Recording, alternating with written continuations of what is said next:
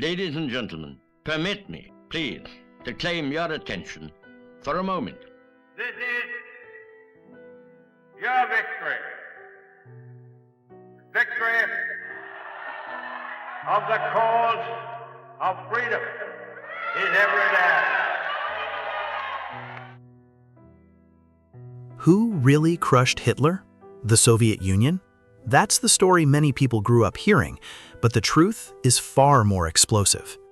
For decades, the Kremlin turned World War II into a giant political show. Medals glittered, tanks rolled, and the message was clear: we did it alone. Putin has even claimed Russia could have defeated Nazi Germany without anyone's help. Not the United States, not Britain, not even the other peoples of the Soviet Union. But was that confidence or pure fantasy? Pull back the curtain and the image changes fast. Instead of an unstoppable war machine, you find a regime surviving on American food, American trucks, American factories, and Allied convoys crossing deadly seas. I have said not once but many times that I have seen war and that I hate war. I say that again and again. I hope the United States will keep out of this war. I believe that it will. And I give you assurance and reassurance that every effort of your government will be directed toward that end. Even the famous daily ration of soldiers' vodka was made possible through U.S. supplies. This wasn't a one-man triumph. It was a coalition effort, and Stalin knew it. He admitted it himself. If the United States had not helped us, the Soviet Union would not have won the war and would not have withstood Germany one-on-one. So why were those words buried for decades? Hitler and Mussolini, they will understand now the enormity of their miscalculation, that the Nazis would always have the advantage of superior air power, as they did when they bombed Warsaw and Rotterdam and London and Coventry. That superiority has gone forever. Yes, we believe that the Nazis and the fascists have asked for it, and they're going to get it. At the start of the war, Stalin was not projecting strength. He was terrified. In June 1941, as German forces smashed through Soviet defenses, the man known as the Father of Nations reportedly explored a secret deal with Hitler. According to intelligence officer Pavel Sudoplatov, Stalin used the Bulgarian ambassador to quietly ask what terms Germany might accept for peace.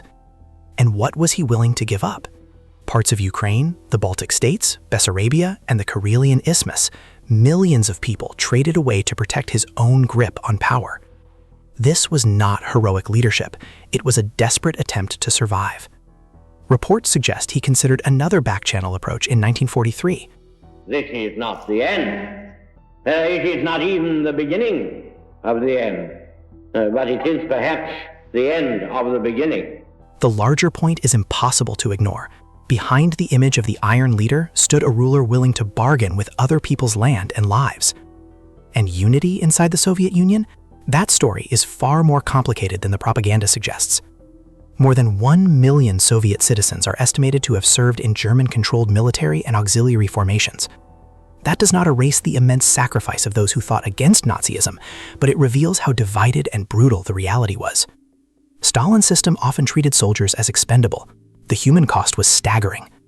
As John F. Kennedy once said, victory has 1,000 fathers, but defeat is always an orphan. So what does victory really mean? Is it about who loses the most people or who achieves their goals? By that measure, the Soviet Union paid an unimaginable price, and without Allied support, the outcome might have been very different. Britain stood against Hitler from the first days of the war to the final surrender. But even the British Empire could not defeat Nazi Germany alone. The United States recognized the danger and acted. On March 11, 1941, Congress passed the Lend-Lease Act, launching one of the largest aid programs in history. The U.S. sent weapons, vehicles, food, fuel, and industrial equipment to countries fighting Germany. Britain received about $31.4 billion in wartime aid and continued repaying that debt until 2006. My friends, be under no illusions. It is an uphill road we have to tread. But if we reject the narrow, cramping doctrines of socialism, we shall surely find the way under a faithful and tolerant government to those broad uplands where plenty, peace, and justice reign. The Soviet Union later became a major recipient as well. American trucks moved troops. American canned meat fed soldiers. American locomotives kept supplies moving. This support did not win the war by itself, but it dramatically increased the USSR's ability to keep fighting. And here's the twist. When World War II began, the Soviet Union was not initially part of the anti-Hitler alliance. In September 1939, Nazi Germany and the USSR jointly invaded Poland and divided its territory under the Molotov-Ribbentrop Pact. While Britain fought for survival, Stalin was still pursuing his own strategic ambitions. After earlier attempts to spread communism into Europe failed, Soviet leaders understood that global influence would be a long game. Then Hitler turned on Stalin, and suddenly the Soviet Union depended on the very capitalist powers it had long condemned. Without American industry, British resistance, and the sacrifice of millions across many nations, would the Red Army have reached Berlin at all? Stalin wasn't preparing for peace. He was preparing for something much bigger. Behind speeches about workers and equality, the Soviet Union was pouring nearly everything into weapons. Food was scarce, store shelves were empty, but factories kept churning out tanks, shells, and aircraft at full speed. Was Stalin getting ready to defend the USSR or to push across Europe? Former Soviet intelligence officer Viktor Suvorov argued that by 1941, Stalin had assembled a massive force on Germany's border. The Red Army had enormous stockpiles, huge numbers of tanks and planes, and a strategy that looked ready for a major offensive. Then, everything changed overnight. On June 22, 1941, Hitler struck first. The German invasion smashed the Soviet forces concentrated near the frontier. In just weeks, much of the Red Army's trained corps was destroyed. Massive quantities of equipment were abandoned or captured. The losses were devastating. At that moment, the Soviet Union faced a brutal reality. It needed help, and fast. The United States stepped in under the Lend-Lease program. Washington sent the USSR an extraordinary flow of support. Tanks, aircraft, trucks, fuel, locomotives, machinery, food, and raw materials. The total value of U.S. deliveries reached about $10.8 billion at wartime prices. And these were not symbolic shipments. American trucks hauled Soviet artillery. American gasoline kept vehicles moving. American canned meat fed soldiers at the front. Even many Katyusha rocket launchers were mounted on U.S.-built Studebaker trucks. Soviet factories also relied heavily on imported equipment to maintain production. But there was one major problem. How do you deliver mountains of supplies to a country under attack? The answer led straight through Iran. In August 1941, British and Soviet forces jointly invaded Iran to secure supply lines and protect oil resources.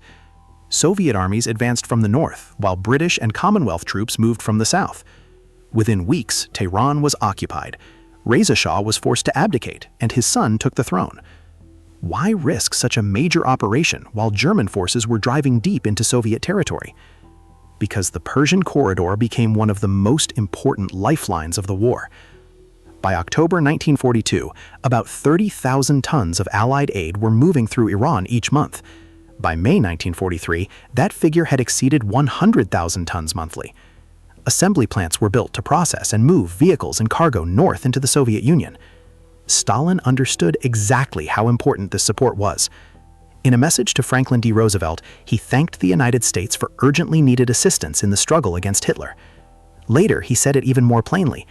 If the United States had not helped us, we would not have won the war. That is one of the most revealing admissions of the entire conflict. For a long period, the United States fought Nazi Germany not only on battlefields, but through industrial power and economic support. American factories became the arsenal of the Allied world. And when the war ended, one question was impossible to ignore. Did Stalin defeat Hitler alone? Or did Soviet victory depend on the industrial might of the United States and the global alliance that stood behind it? When World War II ended, Britain was exhausted. The old empire still mattered, but the world now belonged to two giants, the United States and the Soviet Union. Stalin understood a hard truth. The Soviet system could not win a long, peaceful competition with the West. Its economy was inefficient, and its political control depended on fear. So what did he do? He doubled down on military power. Factories kept producing artillery, tanks, and atomic weapons instead of consumer goods. Stalin appeared to be preparing for another global showdown, but his death in 1953 changed the course of history. His successors recognized that a nuclear world war could destroy the USSR itself. For a time, direct conflict gave way to a tense coexistence. Then came the ultimate shock. In 1991, the Soviet Union collapsed without a world war. The Cold War ended, and the United States emerged as the dominant power. Why did America prevail in both World War II and the Cold War? One major reason was economic strength. The United States was willing to spend vast resources on equipment, technology, and logistics while seeking to reduce casualties among its forces. The Soviet system often made different choices. It preserved scarce resources, but accepted staggering human losses. That contrast shaped the war on the Eastern Front. Before Germany invaded the USSR, many Americans viewed the Soviet Union with deep suspicion. The Stalin regime was seen as repressive, and its 1939 pact with Nazi Germany reinforced that view. So why did Washington decide to help? Because once Hitler attacked the Soviet Union, Roosevelt concluded that aiding Germany's enemies was essential to U.S. security. On June 24, 1941, he declared, "We are prepared to provide Russia with all possible assistance." Formal talks began almost immediately. By October 1941, Roosevelt approved a $1 billion interest-free credit for the Soviet war effort. Despite resistance in Congress, full Lend-Lease aid was extended to the USSR. By 1945, the Soviet Union had received roughly $11 billion in aid from the United States and Canada, about $160 billion in today's money. And the scale was enormous. The USSR received nearly 13,000 tanks and thousands of aircraft. Studebaker trucks became the workhorses of the Red Army. Willys Jeeps improved mobility across vast distances. By the end of the war, imported vehicles made up a large share of Soviet transport. And that was only the beginning. The Allies delivered millions of tons of steel, aluminum, copper, explosives, locomotives, railcars, communications equipment, and even 18 million pairs of boots.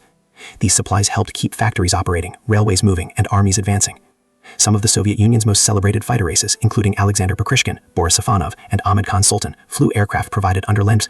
This does not diminish the extraordinary sacrifice of Soviet soldiers. Millions fought and died to defeat Nazi Germany. But it does challenge one of the biggest myths of the war.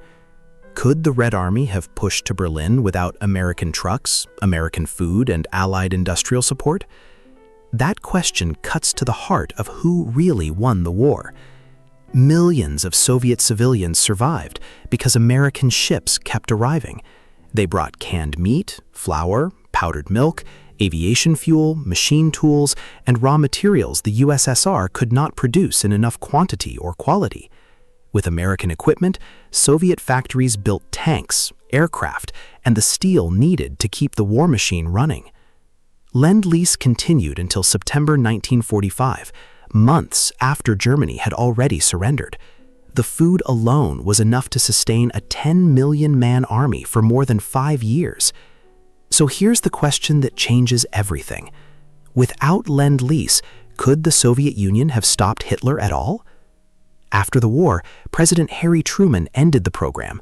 Most recipient countries later agreed to repay part of what they owed, and Congress reduced those debts by 90%. Whereas his bravery, charity, and valor, both in war and in peace, have been a flame of inspiration, freedom's darkest hour. Whereas his life has shown that no adversary can overcome and no fear can deter free men in the defense of their freedom. Whereas he's expressed self, unsurpassed power, splendor, the aspiration of people everywhere, dignity and freedom. Whereas he has, by his art as an historian and his judgment as a statesman, made the past a servant of the future. Now therefore I, John F. Kennedy, President of the United States of America,